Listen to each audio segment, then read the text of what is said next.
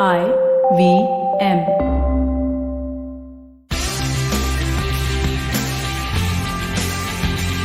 Eye contact. Can you make eye contact with someone while dancing? I think it's okay even if one has conjunctivitis. But why is that even a thing being discussed on a podcast on the Constitution of India? Well, that's because the Maharashtra government thought so. The Maharashtra government thought that it's obscene that dancers in bars should be making eye contact and be inciting lust and just being sexy. Hello, how can one regulate dance? Apparently, one can. Welcome to the show, The Longest Constitution. And in the last episode, we saw how keen legislators are to regulate women, specific women such as sex workers, and how the Anti Prostitution Act, PETA, considers such women evil but not the men. Today's episode is about another category of women prohibited from dancing. But not all dancers. Not Kathak, not Odissi, not Bollywood, not ballet dancers. Just bar dancers. So let's get started. In 2005, the Congress-led government of Maharashtra passed a law which said that dance, any kind of dance, in any restaurant or beer bars is prohibited. So food and dance cannot go together, in short. But why? It's so much fun. But the government also made an exception that it's okay to have dancers if the event is taking place in a fancy place like a sports club or a gymkhana club or any 3 to 5-star hotel. So if you're having cheap kingfisher at a beer bar, sorry, no dance. But if you're rich and can afford a martini at the Taj, you can watch women dancing. What? Different laws for the rich and poor, and this sort of lowbrow, highbrow stuff, and this whole business of fine culture and low culture is just so fake. So let's go a little back in time to Usha Uthup. Yeah, that amazing dancer who sung for charities like Mother Teresa and for state governments and foreign dignitaries. And I love that song in Saath Khoon Maaf. Darling. Okay, I'm not going to inflict my singing on you, but who doesn't know her? And she wears a sari, she has a bindi, she has this long thick hair, and she looks like the auntie next door, but with the sexiest voice ever. Except that one minister in the West Bengal government said her performance of pop songs is perverted and upper Sanskriti. Upper what? I mean, it's laughable that this Jatin Chakravarti thought that only Rabindra Sangeet should be sung in the land of Vivekanand and Tagore. The judge who heard this case heard not only the arguments but also patiently listened to Usha Uthup's songs in Hindi, Bengali and English and said there is nothing vulgar about her songs.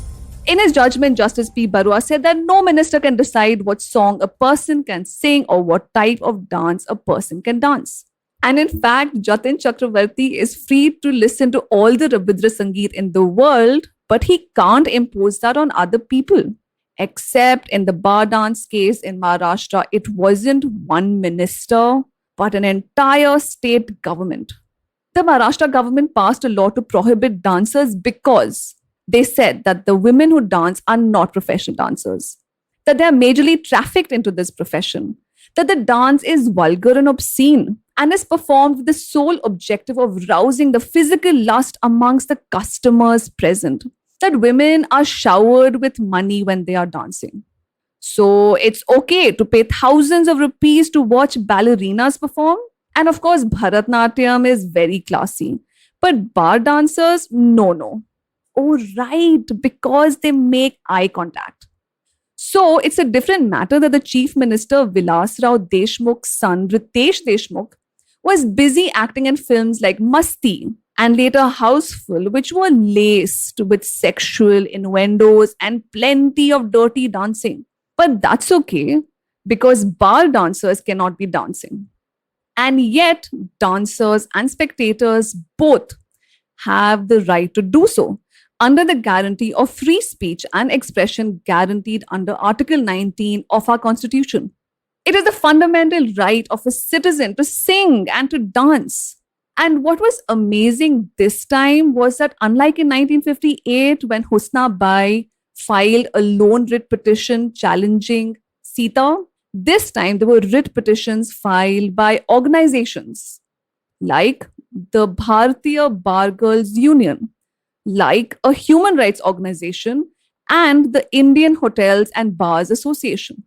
The petitions challenged the constitutional validity of the law on two grounds: A, the right to carry on an occupation, and B, the right to expression. In 2006, the Bombay High Court struck down the ban on the ground that it was unconstitutional. It held that making two categories of dancers at beer bars and gymkhana clubs was arbitrary and violative of the right to equality guaranteed under Article 14 of our Constitution. Are our fundamental rights so fickle that a citizen has to dance to the state's tune? So asked Justice Rebello and Justice Dalvi in the Bombay High Court judgment, which revoked the ban. But people don't give up, do they? Especially if it's to regulate dangerous dancers.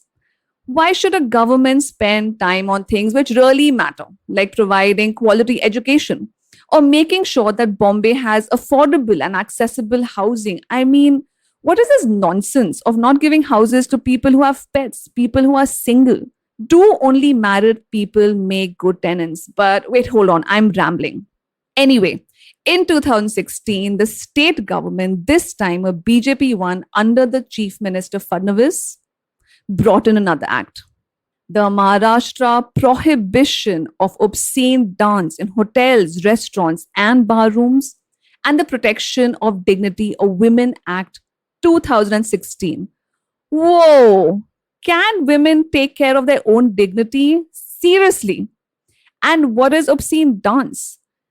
This act was even more vague because it said it did not need to define an obscene performance since, now hear this out, an ordinary prudent man can certainly tell which dance is designed only to arouse the prurient interest of the audience. Prurient. I'm sorry, but this is the 21st century where men and women can decide what lingerie they like without being lectured about it. The new rules prescribe that the dancing should be separate from where liquor is served and that a dance bar cannot be situated within 1 kilometer of a religious or educational institution. Why? I've never lived in Bombay, but even I know that in a city as crowded as that's next to impossible. It said there should be CCTV cameras installed inside and that such places must be shut by 11:30 p.m. So the bar dancers were forced to be Cinderellas. Go home before 12, otherwise the police will get to you. Except that these Cinderellas need their jobs. This was challenged again and brought to the Supreme Court in 2019. The Supreme Court upheld the rights of dancers, but in a very strange way. The court said the dancers have a right to dance and to livelihood, but that the bar dancing has to stop by 11:30 p.m., even though the establishments themselves could remain open for longer. In many ways, the Supreme Court shared the view of the state government's moral vision of bar dancers, such as licenses should be granted to only people with good character. What's that all about? The Supreme Court refused to see the full and free rights of bar dancers and sexual labor as livelihood, and that morality isn't really a subject to regulate. As we wrap up today's episode, a small point to remember is that whatever the Supreme Court may have said, the Maharashtra government has not issued any licenses since then, putting in peril the lives and families of nearly 75,000 illiterate women. Because that's what's important, isn't it? Regulating dance. In the next episode, we will look at an institution which is inherently exploitative of women, marriage. And yet we don't have men drafting laws banning marriage. Is it because the sex is free? Something to think about.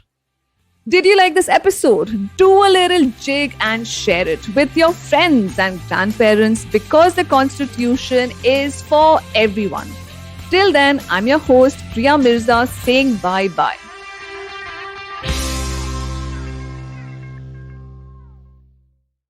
Hey everybody, it's been a great week on the IVM Podcast Network. On Advertising is Dead, Varun is joined by podcasters Yogi Kabir and Sarthak Mishra, along with Arjun Koladi from Spotify to talk about the shifts brought by the growth of podcasting and what it means for the culture of tomorrow. On a show about crypto, Rohan is joined by Gaurav Garg, head of research and crypto expert at Capital Vaya. They discuss decentralized autonomous organizations. On Tere Mere Raaste, Keshav introduces us to the real Wasipur and is a dark shadow of coal, mining and the mafia. On Paisa Vaisa, Anupam talks about the education loan industry in India with Ankit Mehra, founder and CEO of Gyan Dhan. On The Habit Coach, Ashton is joined by Gaurav Bhagat to share various tiny habits for professionals. Do follow us on social media. We're IVM Podcast on Twitter, Facebook, Instagram, and LinkedIn. And remember, if you're enjoying this show or any other show for that matter, please do tell a friend. And finally, we'd like to thank our sponsors on the network this week, Cred, Bank of Baroda, Quarter, CoinSwitch, Kuber, and Inter. We appreciate the support.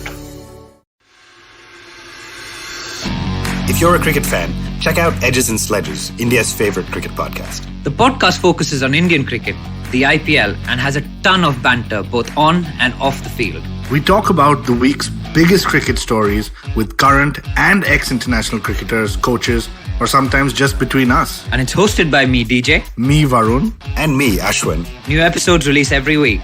You can catch us on the IVM Podcast's website, app, or wherever you get your podcasts from. Check out the Edges and Sledges Cricket Podcast.